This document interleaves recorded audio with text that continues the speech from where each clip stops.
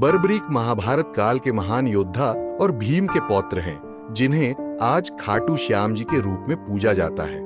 उनका मंदिर राजस्थान के खाटू नगर में स्थित है, जहां हर साल लाखों भक्त उनकी पूजा करने के लिए आते हैं। बर्बरीक का जन्म गदाधारी भीम के पुत्र घटोत्कच और नागकन्या मौरवी के पुत्र के रूप में हुआ था। उनके पास महान पराक्रम और शौर्य की विरासत थी। घटोत्कच और हिडिंबा दोनों ही महाभारत के महान योद्धा माने जाते थे और उन्हीं से बर्बरीक को योद्धा के गुण मिले।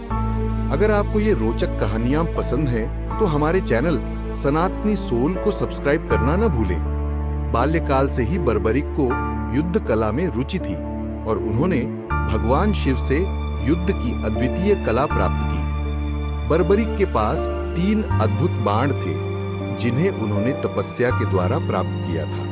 इन बाणों की शक्ति इतनी जबरदस्त थी कि केवल 3 बाणों से वह किसी भी युद्ध को जीत सकते थे।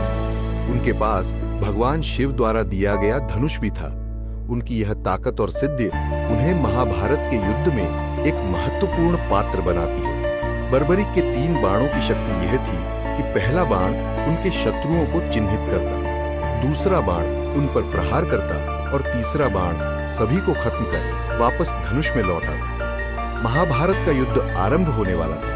यह युद्ध धर्म और अधर्म के बीच की लड़ाई थी, जिसमें कौरव और पांडव आमने सामने थे। बर्बरीक ने भी इस युद्ध में हिस्सा लेने की इच्छा जताई, लेकिन उनकी शर्त यह थी कि वह हमेशा उसी पक्ष से युद्ध करेंगे जो कमजोर हो, चाहे वह कौरव हो या पांडव। यह सुनकर भगवान श्री कृष्ण ने यह महसूस किया कि यदि बर्बरीक युद्ध में सम्मिलित होते हैं तो पांडवों की जीत असंभव हो सकती है, क्योंकि बर्बरीक अंततः कौरवों की तरफ से लड़ते।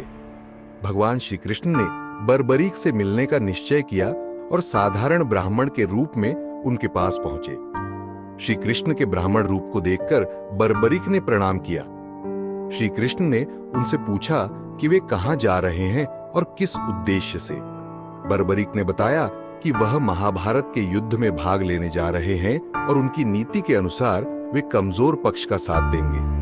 भगवान श्री कृष्ण ने उनकी शक्तियां और उनके 3 बाणों के बारे में सुना और यह जानने की इच्छा जताई कि उनके ये 3 बाण कितने शक्तिशाली हैं। बर्बरीक ने अपने बाणों की शक्ति का प्रदर्शन करने के लिए श्री कृष्ण को एक वृक्ष दिखाने के लिए कहा और कहा कि वह सिर्फ एक बाण से उस वृक्ष की सारी पत्तियों को गिरा सकते हैं। श्री कृष्ण ने एक पत्ती को छिपाकर अपनी मुट्ठी में दबा लिया। जब बर्बरीक ने अपना बाण छोड़ा तो बाण ने वृक्ष की सारी पत्तियों को गिरा दिया और फिर श्री कृष्ण की मुट्ठी के चारों ओर घूमने लगा, जिससे यह सिद्ध हुआ कि बर्बरीक का बाण उस पत्ती तक भी पहुंच जाएगा जो श्री कृष्ण ने छुपाई थी।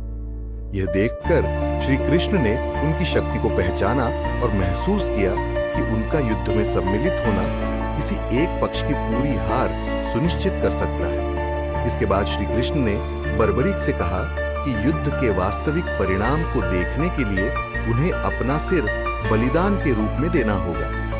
बर्बरीक, जो हमेशा धर्म और न्याय के पक्ष में थे, ने बिना किसी हिचकिचाहट के अपना सिर दान करने के लिए तैयार हो गए।